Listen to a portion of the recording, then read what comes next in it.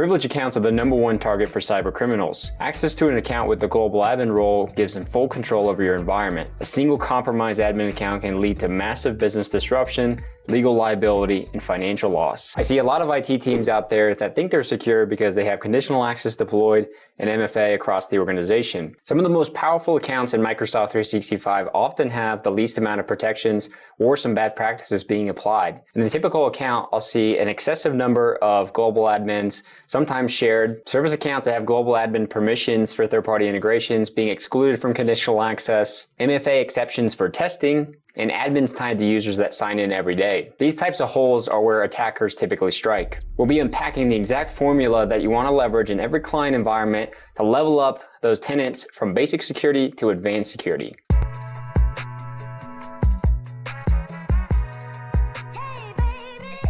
When was the last time you inventoried your admin accounts in Microsoft 365? I talked to an MSP the other day who onboarded a new customer, and he found quickly that the CEO was actually a global admin. That's not uncommon and represents one example of a bad practice that you might see. When we think about some of the leading risk with global admin accounts, I often find that many people have way too many admins provisioned. Their third-party integrations or service accounts are leveraged for things like backup tools, which often creates an excessive attack surface. Additionally, I see users that log in every day to check email or collaborate in Teams with this permission assigned to them.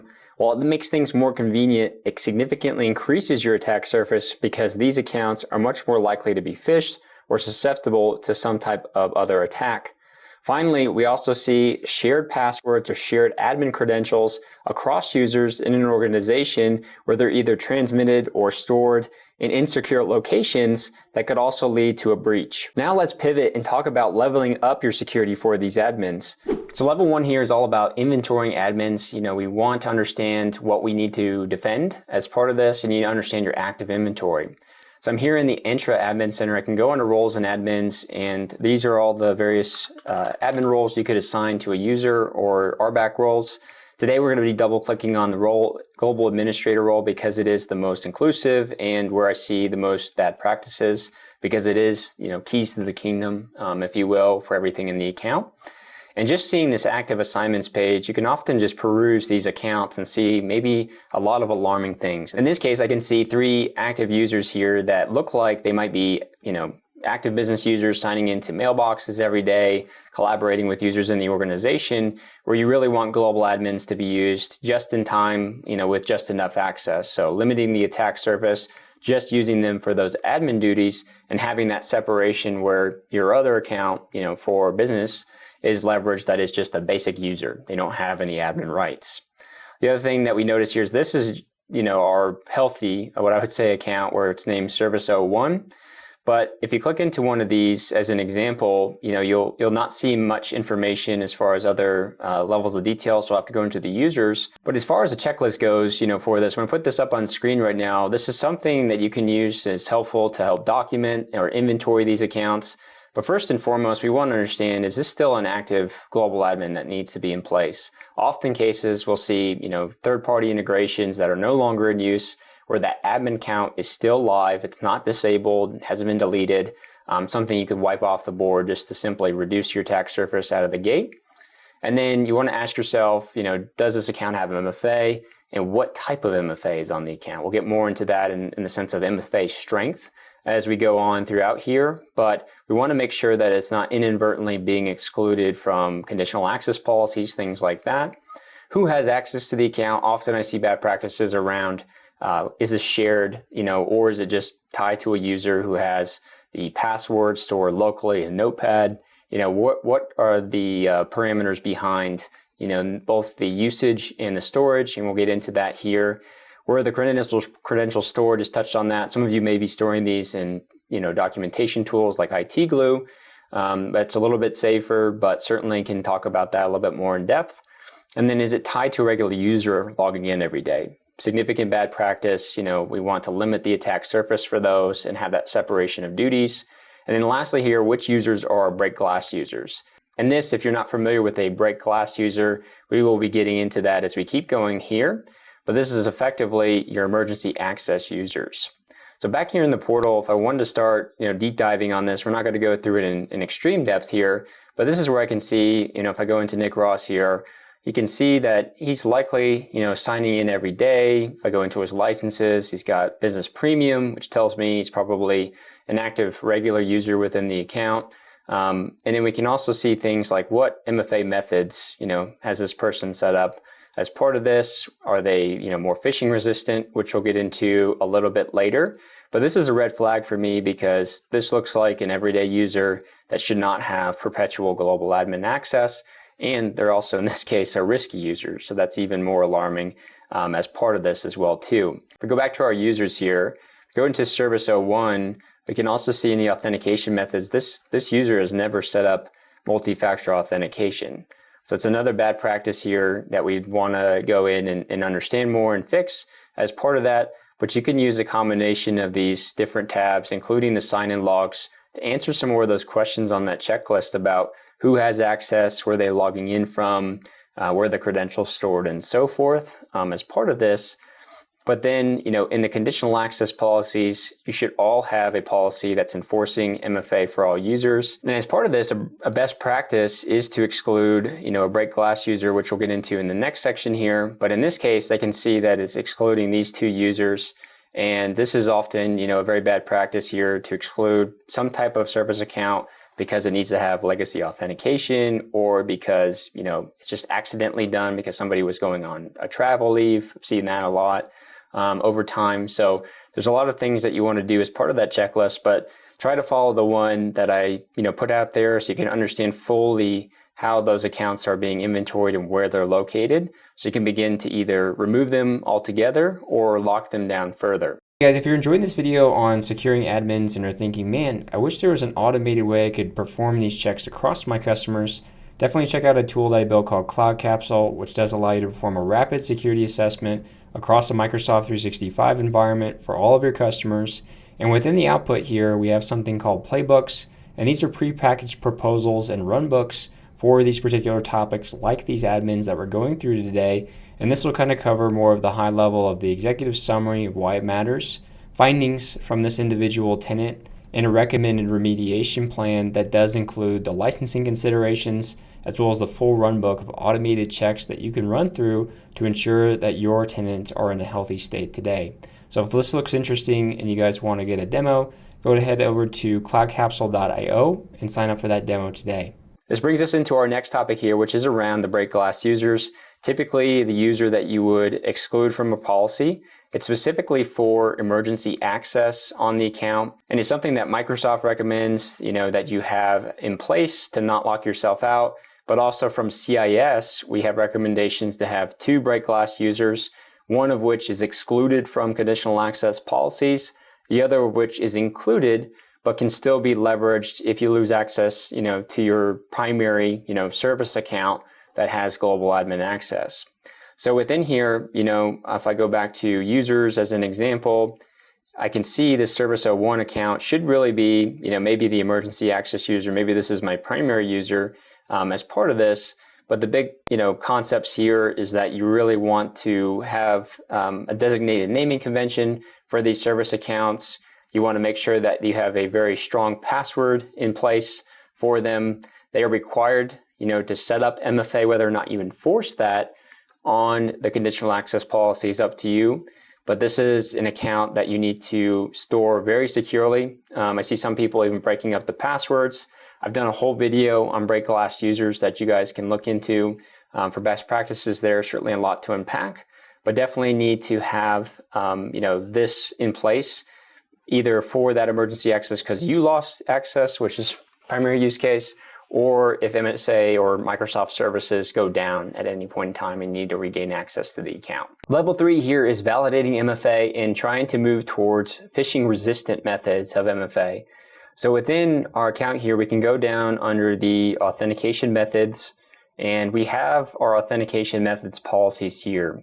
So there's a combination of factors that we'd want to look into, but before we get into that, if you click on the user registration details here, you'll be able to see the default authentication method and the method registered for every user in your account. So this could be where you inventory, or this is where you find the information about how to catalog what types of MFA are in place. And so all these users in this particular case have the Microsoft Authenticator app, but you should be trying to leverage a phishing-resistant form of MFA as a best practice.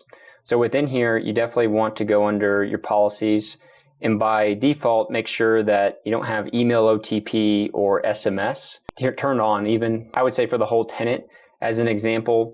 But it's definitely a best practice, to turn these off, especially email OTP, because your personal email is so likely to get hacked or compromised, like a Gmail account as an example, and that could be a great gateway for them to then get access into your Microsoft account.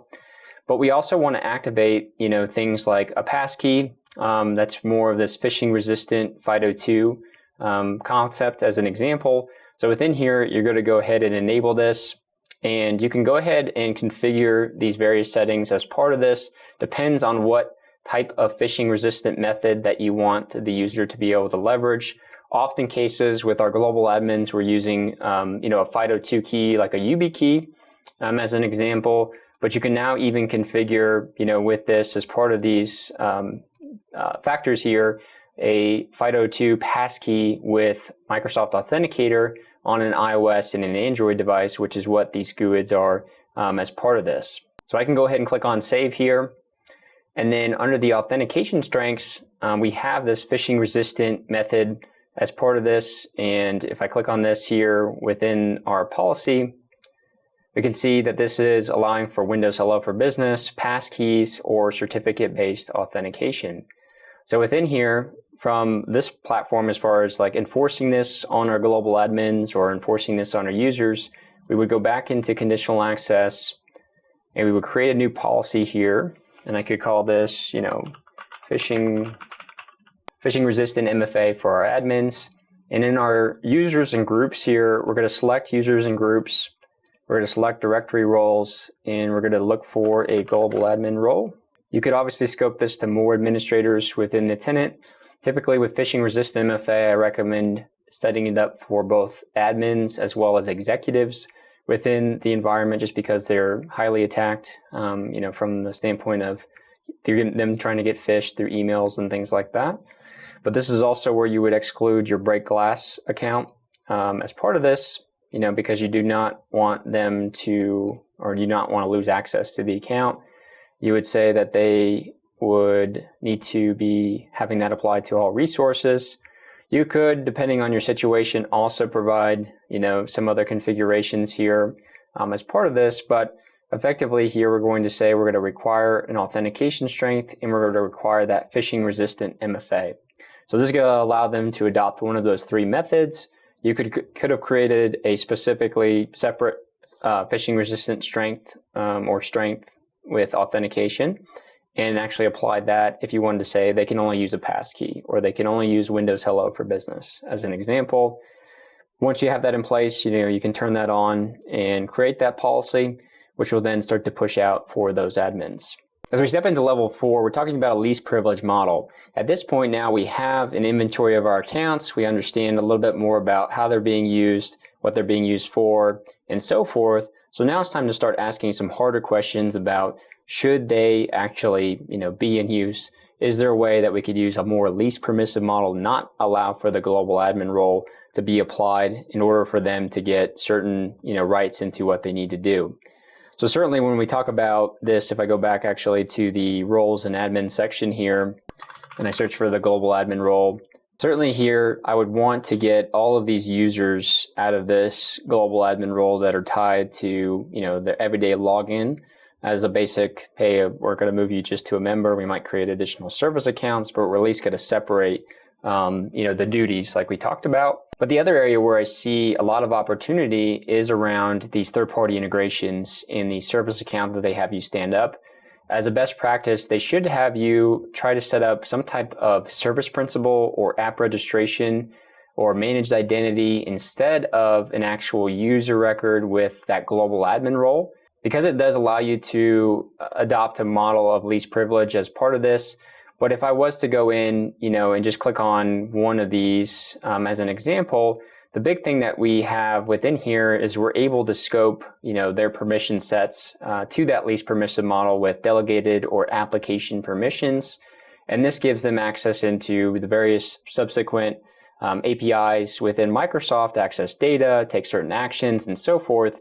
And in most cases, if we talk about a backup tool or so forth, they really shouldn't need, that global admin role as part of that. So you should be challenging those vendors to adopt a more least permissive model that's using an architecture based back on like a service principle as an example, and really challenge that use case. Additionally, though, if you do have, multiple people in the account here with roles or admins, that are in use, you should really ask yourself, do they need to be a full global admin as an example, or could they just be a global reader? Or if they're specifically just doing work in Intune, could they simply just be an Intune administrator? So it's simply just trying to chunk that down so you're not fully exposed when it comes to all of those roles and the number of roles within the account. Technically, the best practice both from Microsoft and from CIS is to have about 2 to 4 global admins maximum within your tenant. And as we shifted to level 5 here, we're going to talk about dedicated access workstations or admin workstations. PAWs is often what they're called. Privileged access workstations as an example here. But effectively, just like that consideration that we have around making sure that the admin is separated and the duties are separated from a user logging in every day, we can also increase our security by making sure that they're signing in from a dedicated workstation. Now, at a basic layer, when we talk about this, we could say in a policy, as part of this example, if you're not applying, device compliance across the organization, you could also say that you're applying it, for administrator access as an example within here. So this is, if you're not deploying this across all of your users, same thing as before where we would select, a directory role and we would select the global admin and we would exclude our break glass user again as part of this example. And there's various ways that you could do this. Again, the basic level here is that you're saying that you would want to require the device, for them to be marked as compliant, as this example, and you want to say the target resources is all resources. As part of this, but it'd be important not to make sure you lock yourself out.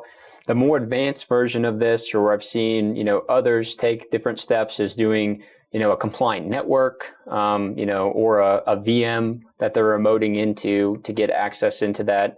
And the basic premise behind this is that you want to make sure if somebody's doing admin work, they're not in an insecure desktop or, workstation that might be susceptible to getting malware on it. It might not have all of your security protections in place. It might have been exposed to a malicious browser extension, right? So we want to make sure we're in an isolated environment that not only helps from a security perspective, but it also helps just in logging, the things that we're doing or testing as part of that process, versus doing it on a machine that, again, delineates or separates into what are we doing day to day for just our job versus what are we doing for admin work, within our environment. So again, you can configure this for just device compliance. I think that's the most achievable, the easiest way to get into. But you could also say, that they need to be on devices that's a specific device ID, as an example, i.e., a VM as part of this. Or you could be saying that you need to be part of, a specific network in order to get access, and you would do that by configuring a named location in Microsoft as well too. All right, guys, so now we're at level 6. This is a setting here as we go through the next couple of settings. It's a little bit more advanced licensing that you'll need as part of this. Everything I've showed you up to this point in time really revolves around the Entropy 1 license as part of this. The next setting I'm going to show you, called PIM or Privileged Identity Management, is part of P2. And so you need that license as part of this. So it's a little bit harder to achieve in all customer tenants, but I believe you could achieve at least in your partner tenant as an MSP, should have that licensing in place. But PIM is a way for just-in-time access and just enough access as part of this. And so whenever we go back into the roles and admins here, and we go back to that global administrator, we can see that there's these 2 tabs up top here for active assignments and then eligible assignments. And right now, there's nobody in this eligible lane as part of this.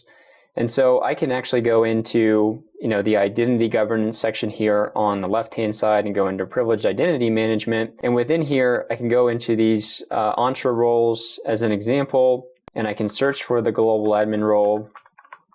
And this takes me back to where I was, but effectively here, I can say that we want to go ahead and change an assignment. So maybe I want to make Nick Ross in here as part of this, and I click on next.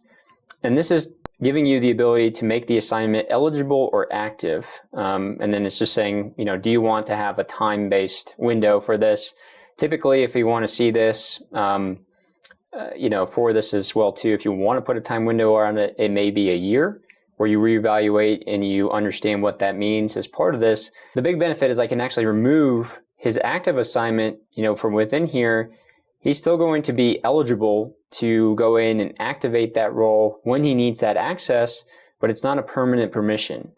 And what that helps us do is saying, hey, if Nick's credentials were compromised as an example, he still wouldn't have, admin rights at the point of time of compromise. The attacker would have to know to go into, the PIM service here within Entra and activate that role and elevate their privileges and so forth, which one is going to be really rare.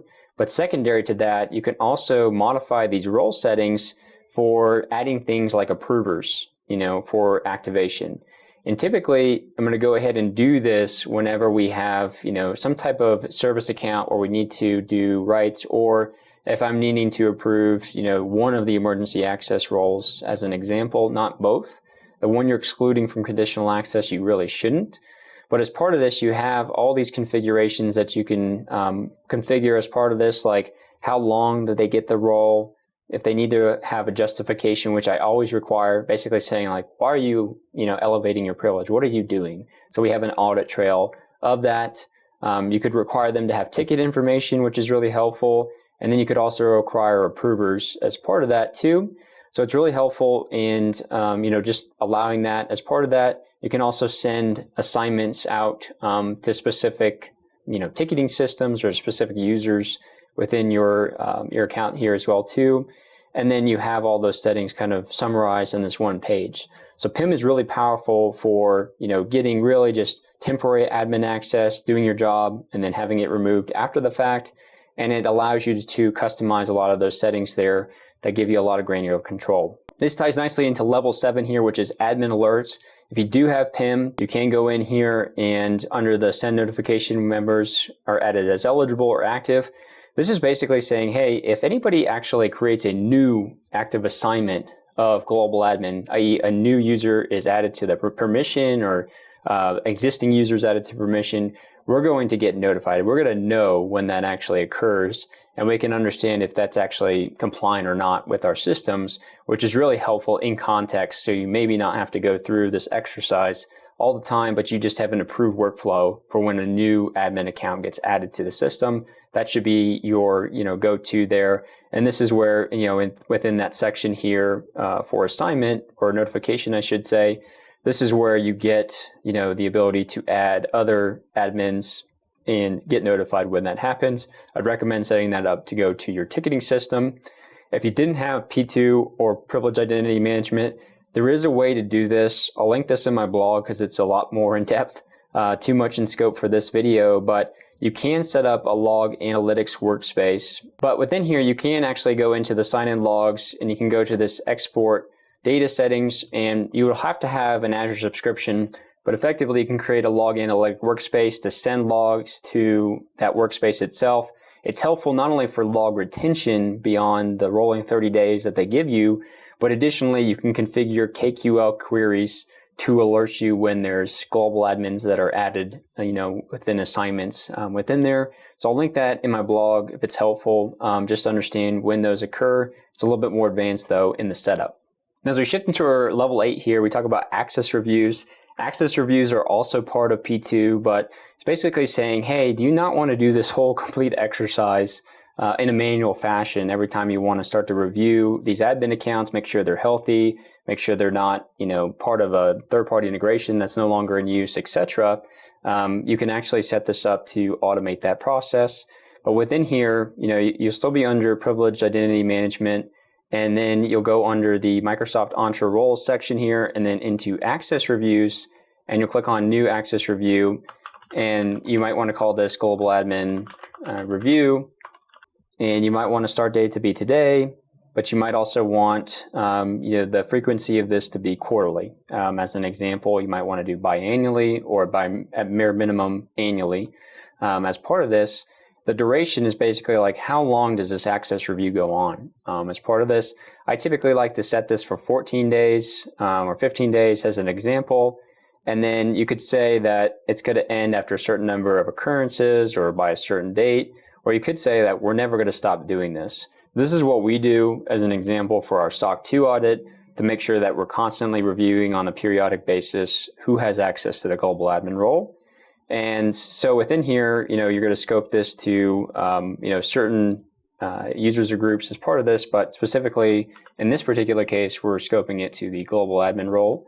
And within here, we're going to say, all active and eligible assignments. You could just do the active assignments, but I think it's healthy to do both. And then the reviewers could be, the members themselves, but it could also be, a manager as part of this as well too. So I think it's helpful because you're going to have some service accounts as part of this that you would do selected users or groups, and then say that goes to, a support email is typically how I do it if it's in a customer environment. But this will be, unique to you in this particular situation, depending on how you would want to manage that. You do get some flexibility, though. Like if I said I wanted to go to Nick, as an example, to review all of those. On completion settings here, you can auto-apply the results, meaning if they said, no, I don't need access anymore, then it's going to automatically remove, their access. And if they said, that they didn't respond, you could say that their access is automatically removed because they just didn't respond, as an example of that. So you want to make sure it's going through a channel where you have notifications, you have a ticket or something like that gets created, where you can track that and make sure you go through this.